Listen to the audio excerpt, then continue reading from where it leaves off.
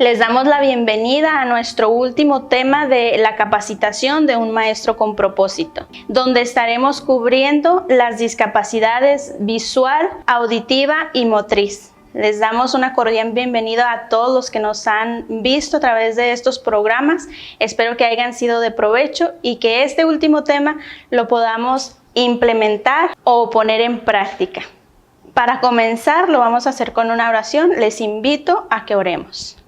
Padre nuestro que está en el cielo, santificado sea su nombre, Señor. Le damos gracias porque nos ha permitido tomar estos cursos para que nosotros podamos ser un maestro con propósito. Te pedimos que todo lo que ya hemos aprendido lo pongamos en práctica en nuestros departamentos cuando nos volvamos a reunir todos en tu iglesia, Señor.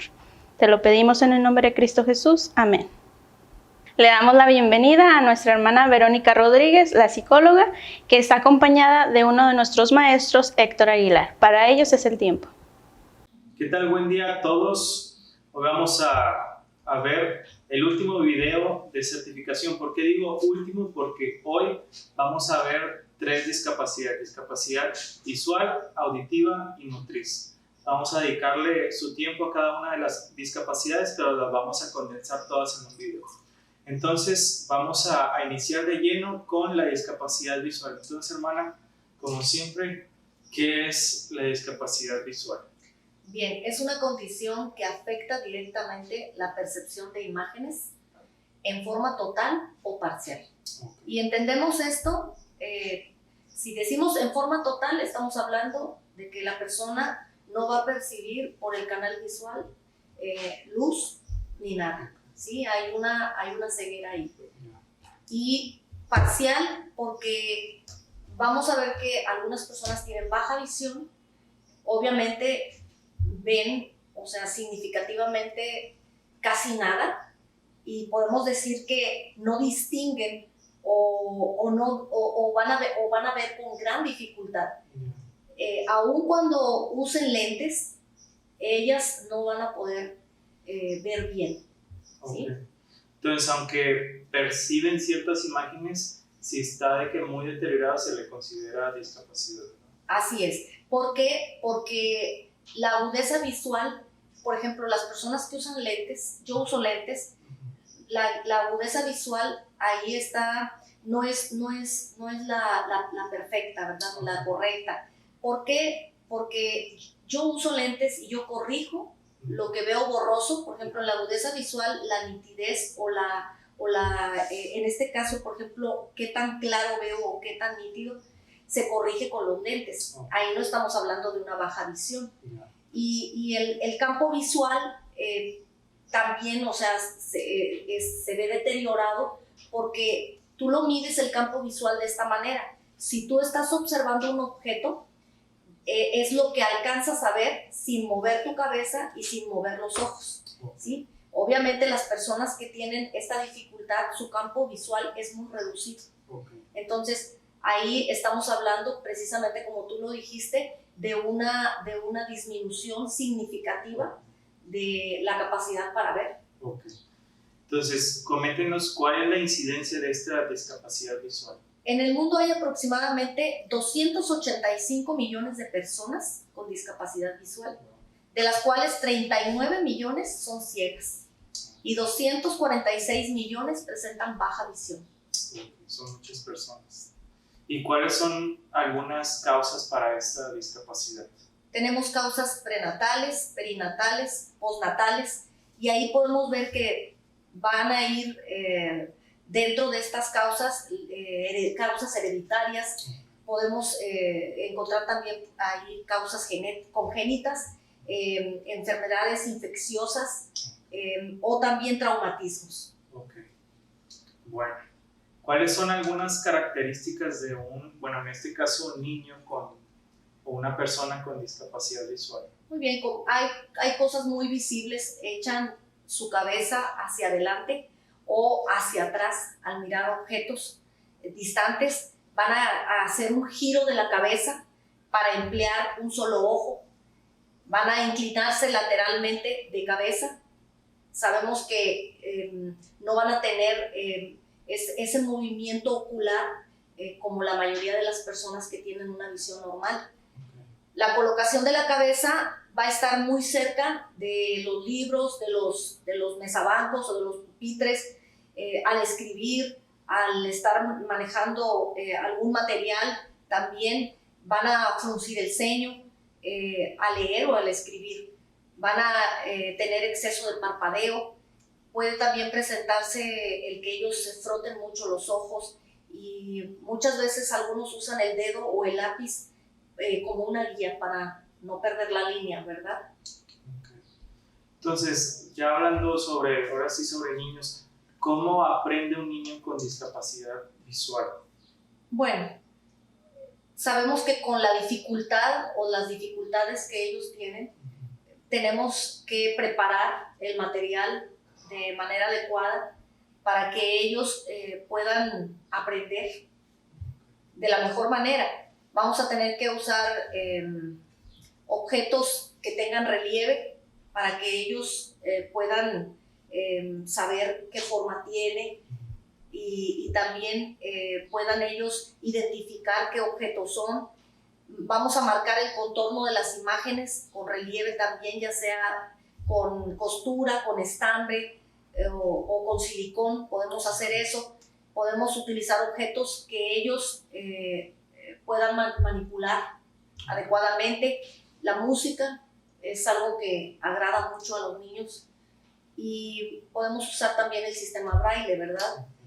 Obviamente en el departamento eso no lo vamos a hacer. Estamos hablando de cómo los niños tienen que aprender en sus escuelas y en su preparación también que ellos tienen escolar. Hay un sistema muy bueno que se usa, que es el sistema JAWS. Es un software que permite a la persona accesar al contenido en la computadora de lo que ellos quieran investigar, y lo convierte en sonido, o sea, lo oyen y lo escuchan. De esta manera no tienen que estar ellos batallando. La computadora está adecuada para que ellos tiene un relieve donde ellos pueden aplanar y pueden fácilmente buscar lo que ellos necesiten. Todo esto es algo que pueden usar para aprender.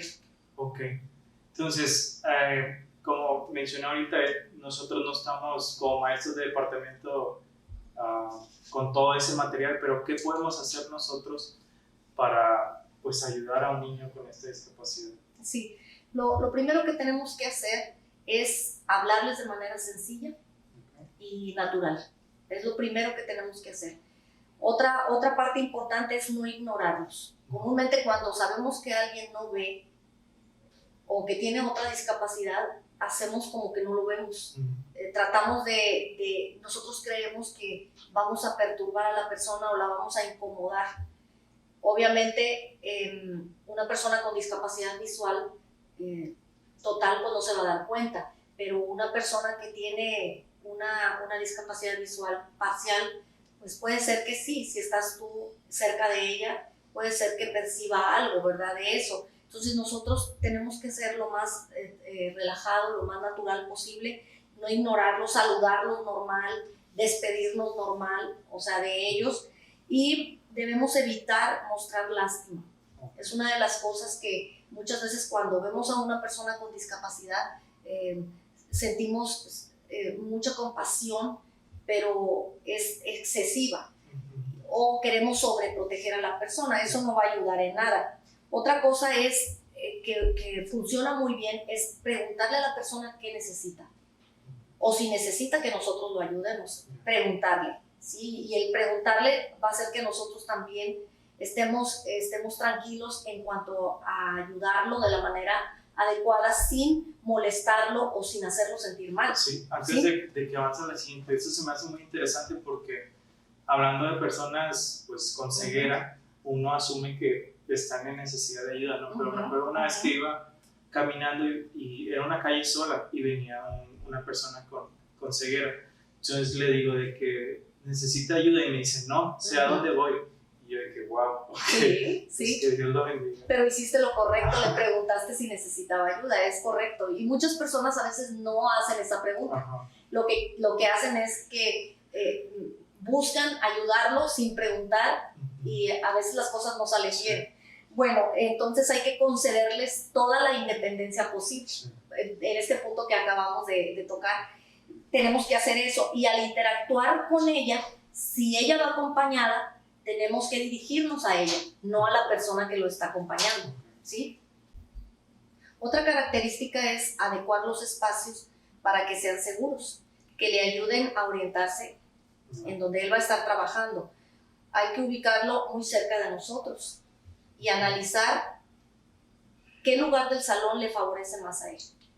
Hay que asegurarnos de que no se dejen objetos en el piso con los que pueda él tropezarse o ella, animar su participación, y debemos adoptar la actividad, o sea, en este caso debemos adaptar la actividad si muestra dificultades o se aísla. Nosotros estamos haciendo una actividad en el departamento, adaptarla para que él no se sienta fuera de lugar. Ok, entonces, hablando ya de la mano con esto que está mencionando, algunas condiciones que facilitan la integración al departamento. Sí, algo muy importante es cuando un niño con discapacidad visual visita nuestro departamento, debemos hacerle un recorrido por todo el departamento para que él sepa dónde están los objetos, dónde están los muebles, y él se sienta seguro y él sepa cómo manejarse libremente dentro del aula o del salón. Hay que tener despejado, como ya habíamos dicho, lo más que se pueda. O sea, si es un salón muy amontonado, pues se le va a dificultar el caminar ahí, y hay que poner al alcance de él los materiales que vamos a utilizar, si es que vamos a hacer alguna actividad. Ok, entonces, de nuevo, esto es como que de forma general cuando tenemos que interactuar con un niño con discapacidad visual. Entonces, ahora vamos a pasar a la discapacidad auditiva. Entonces, ¿qué o cómo definimos una discapacidad auditiva? Muy bien.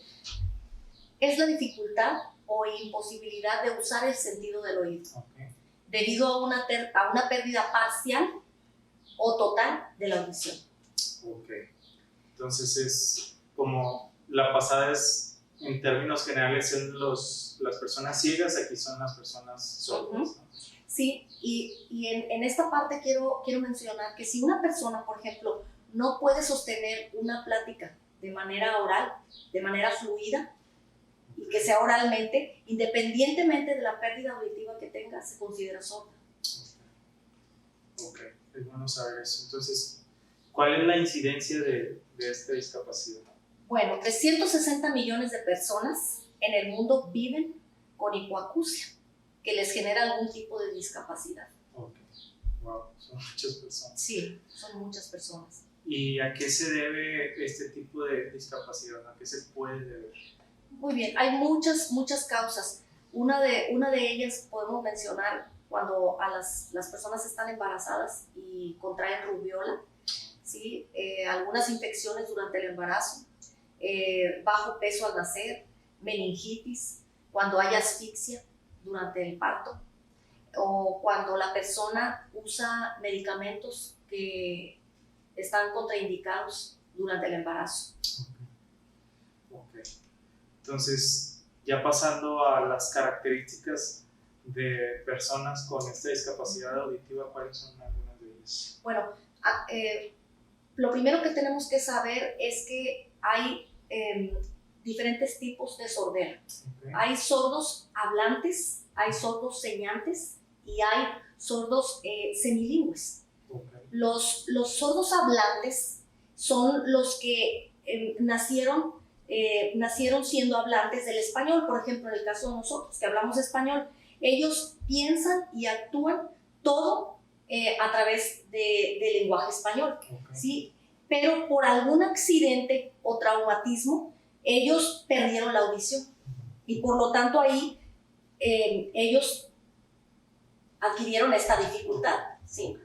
Esos son los hablantes, sí, lo mencionó. Los señantes, ellos nacen sordos, ¿sí? Okay. Y ellos aprenden el lenguaje o la lengua de señas, ¿sí? Okay. Y ellos se comunican a través de esa manera y muchos de ellos aprenden a leer los labios. Okay. ¿Y la tercera que mencionó, recuerdas? Sí, son semilingües. Okay. Ellos comúnmente son los que no tienen acceso a aprender este lenguaje de señas, o no tienen esta parte de la lengua oral. ¿Sí? Entonces para ellos hay mayores dificultades para comunicarnos con ellos. Ok. Entonces ya que tenemos esas tres categorías, ¿cuáles son algunas características de Muy bien. Bueno, pues los niños que tienen esta discapacidad comúnmente usan excesivamente gestos y movimientos al expresarse. Ellos aun cuando su conocimiento y su aprendizaje va muy a la par de los niños que oyen, vamos a ver que van a usar mucho estos gestos y movimientos de manos, ¿verdad? Gesticulaciones, van a hacerlo mucho. Van a tener baja interacción social por lo mismo, porque el lenguaje es algo muy importante. Es una forma de comunicación que nos conecta tremendamente y que al no tenerla, obviamente te va a limitar en muchos sentidos. Entonces, las personas tienen mucho temor porque no pueden hablar de una manera fluida, y entonces ahí vamos a ver que esa capacidad social o esa parte social se va a mermar. Vamos a ver en ellas, por lo tanto, mucha frustración, mucho miedo, mucha inseguridad, y algunos de ellos incluso tienen problemas para controlar sus emociones. Hay una dificultad de algunos incluso para poder cumplir o comprender reglas sociales. Okay. Entonces, pasando a la parte más de que nos compete como maestros, ¿cómo aprende un niño con esta discapacidad? Bueno, tenemos que remarcar que no todos los niños aprenden a leer los labios, ¿sí? No todas las personas con esta discapacidad. Y aquí algo importante es, al momento de enseñar, nosotros debemos evitar levantar la voz. A veces exageramos porque sabemos que la persona tiene esta discapacidad y levantamos la voz, gritamos, ¿verdad? Exageramos o gesticulamos de manera exagerada, y no es necesario hacer eso, ¿verdad? No debemos caer en estos tipos de errores, o hablamos muchas veces deprisa, a veces por lo mismo que estoy gesticulando o estoy levantando la voz y decimos, pues puedo hablar deprisa, no pasa nada. Tenemos que ser cuidadosos con eso, porque hay niños que sí pueden leer los labios, y el hecho de que nosotros hablemos de una manera moderada puede hacer que ellos lean los labios con más facilidad. ¿Sí? Otra cosa es que si está acompañado por alguien, por un intérprete, en este caso, nosotros, como ya lo habíamos dicho, debemos dirigirnos a la persona, no al intérprete. A veces es necesario que nosotros llamemos la atención de ellos a través de una seña, o sea, que nosotros levantemos la mano, o podemos tocarle ligeramente el hombro para llamar la atención de la persona, o mover la mano para que sepa que le estamos hablando a ella, ¿verdad? Si la persona es signante, pues nosotros vamos a tener que comunicarnos a través de un lenguaje de señas, pero obviamente pues no todas las personas saben manejar este lenguaje de señas, y como ya dijimos, la lectura de labios, no todos manejan la lectura de labios, pero los que sí, nosotros debemos ahí no obstaculizar la visión del niño, tapándonos la boca o poniendo un objeto enfrente de nuestra boca o ponernos de espaldas, porque entonces él no va a poder leer nuestros labios. Okay. Y eso es algo que podemos tomar en cuenta a la hora de aprender. Okay. Entonces, yo como maestro, ¿qué puedo hacer si llega a mi departamento un niño con esta discapacidad? Sí, bueno, una parte importante que la estamos mencionando mucho porque es muy importante a la hora que tenemos un niño así, es dirigirnos a ellos como personas, como lo que son, no dirigirnos a alguien más, porque a veces nos dirigimos a la mamá o nos dirigimos a la persona que es su acompañante o su intérprete, ¿verdad? Entonces, le puedes preguntar esto, le puedes decir esto, El niño quiere esto, eso para ellos es algo que les lastima mucho. Nosotros tenemos que preguntar, ¿tú qué opinas? ¿Tú qué quieres? ¿Tú qué dices? ¿Sí? Para que ellos puedan expresarse de la manera como ellos saben. Okay. Otra cosa que podemos hacer es reforzar visualmente. Por ejemplo, en un pizarrón podemos hacer un esquema simple para que ellos puedan aprender, porque ellos no tienen la dificultad visual, por lo tanto, ahí nosotros podemos usar ese refuerzo visual para que ellos aprendan, si es que algo se pasó, ¿verdad? Podemos trabajar en grupo, es algo que los motiva mucho, trabajar en grupo, pero grupos pequeños, no grupos grandes, no más de 3 personas. Y hacerlo obviamente en un ambiente que esté confortable, que esté adecuado para que se pueda trabajar de muy buena manera. Ok, entonces aterrizando un poco más a nuestros departamentos, ¿cuáles son algunas condiciones que facilitan la integración al departamento de personas con esta discapacidad? Bueno, la música es algo que podemos usar, y la música visual sobre todo es excelente. Es excelente. Los mensajes no verbales en los departamentos se usa mucho que nosotros hagamos movimientos con las manos, ¿verdad? Que señalicemos, o sea, o que hagamos algunos gestos también. No sé si ustedes se acuerdan del canto que todo el mundo lo sabe, construye tu casa, ¿verdad?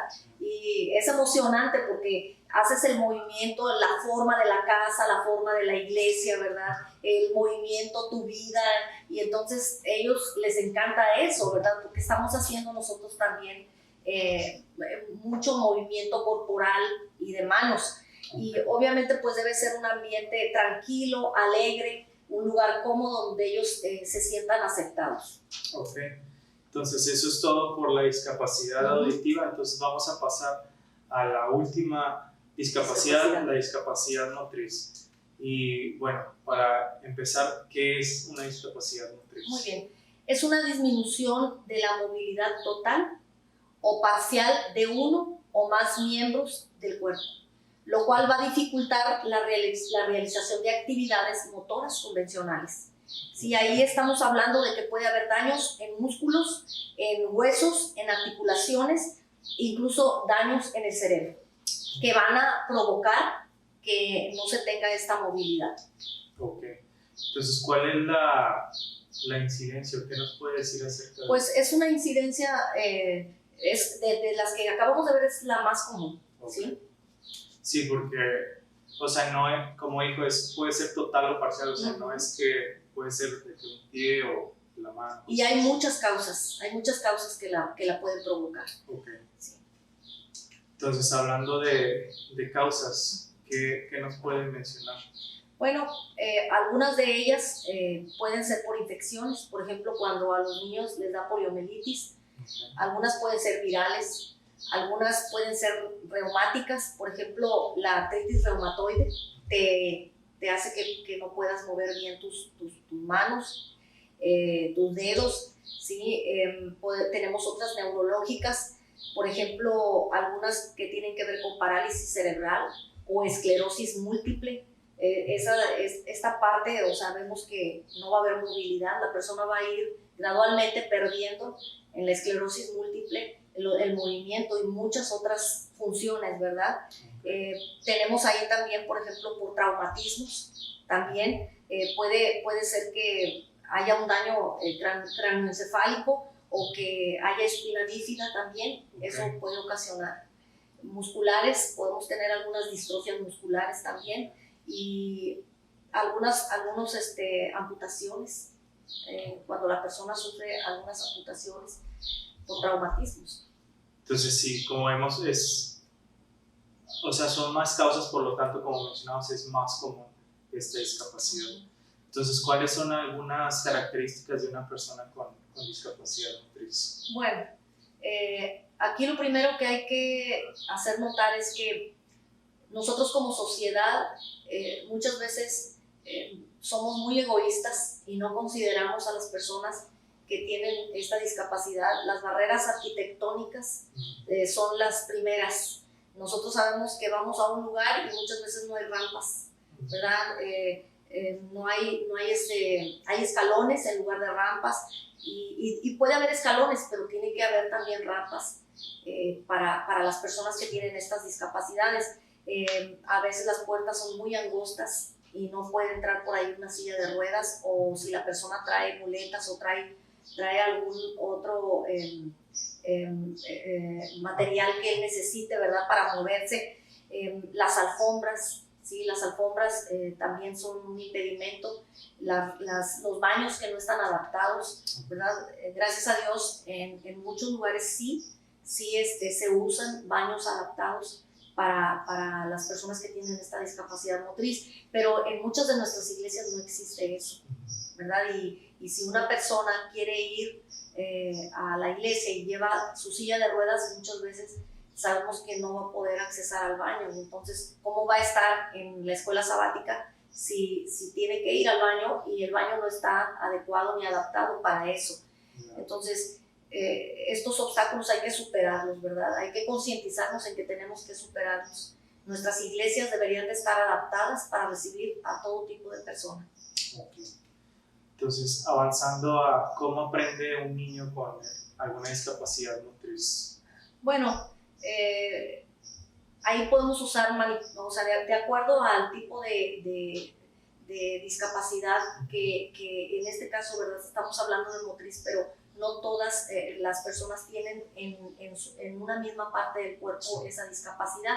Entonces ahí vamos a hacer uso de las partes que son funcionales para que la persona pueda hacer las actividades e integrarse al departamento, ¿verdad? Vamos a estimularlo socialmente, vamos a invitarlo, alentarlo para que participe en las actividades, pero nosotros tenemos que adecuarlas de acuerdo a lo que ya mencionamos.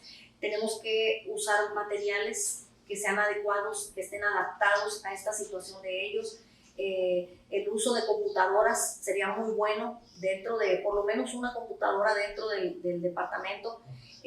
Juegos adaptados para ellos también, y algunas otras cosas que ellos pueden usar dentro del departamento que los motiven a estar contentos. Lo más importante aquí, por ejemplo, es que un departamento, si no está adecuado para recibir a un niño que trae una silla de ruedas, por ejemplo, pues ya sabemos que el niño se va a quedar afuera porque no va a poder entrar al departamento si no está adecuado.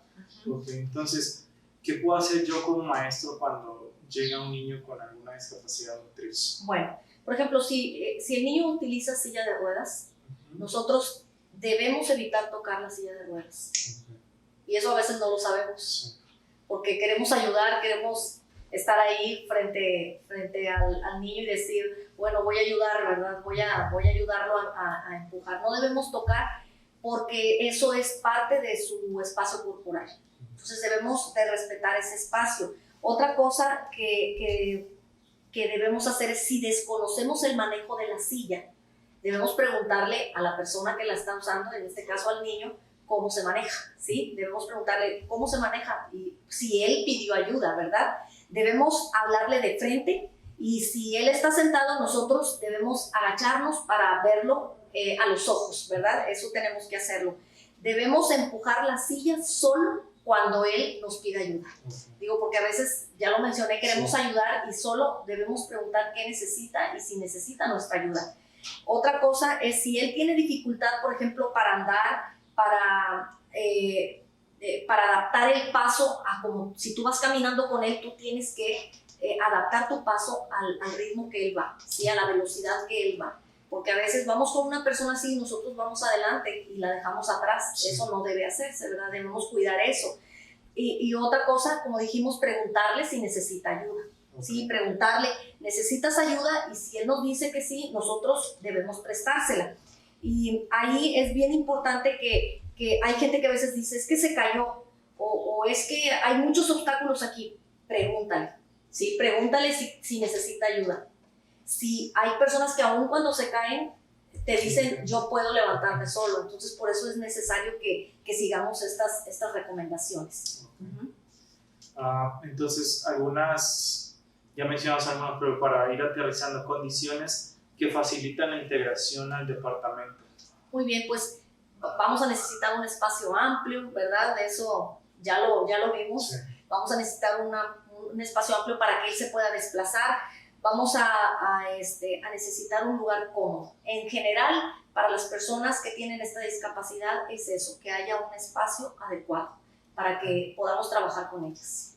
Ok, bueno, pues eso ha sido todo por nuestra parte. Muchas gracias, hermana, por ayudarnos con esta certificación. Gracias a ustedes, como mencionamos al inicio, esta fue el último programa de certificación de un maestro con propósito. Juntamos discapacidad visual, auditiva y motriz. Para terminar, vamos a hacer una oración. Oremos. Querido Jesús, te damos gracias porque pusiste en el corazón de nuestros líderes el deseo de desarrollar material para capacitarnos a los maestros ante pues estas situaciones con niños con condiciones especiales o con discapacidades o situaciones especiales. Como siempre lo hemos pedido, ayúdanos a ser pacientes, ayúdanos a tener un criterio amplio, ayúdanos a prestar atención y ayúdanos a tratar a los niños con gracia y con amor, porque es lo más importante. Ayúdanos a hacer todo lo que está en nuestras manos para ayudar a estos niños con estas discapacidades y que podamos de verdad seguir capacitándonos y seguir ejerciendo tu amor hacia los demás. Nos ponemos en tus manos, en tu nombre oramos, amén. Amén. Les damos las gracias por habernos acompañado en esta capacitación de un maestro con propósito. Hemos llegado al final, pero damos las gracias a cada uno de ustedes que estuvo viendo estos programas. Esperamos que sean de bendición para cada uno de ustedes, que los ha tomado y que los pueda poner en práctica en su iglesia, donde cada quien se reúne. Esperemos que nos podamos ver pronto a través de estas pantallas, pero también que podamos llegar a esos departamentos emocionados para poder atender a nuestros niños. Ricas bendiciones para ustedes, que este sábado que está concluyendo lo puedan disfrutar en familias y que estén emocionados de haber terminado esta capacitación. Espero que todos seamos un maestro con propósito.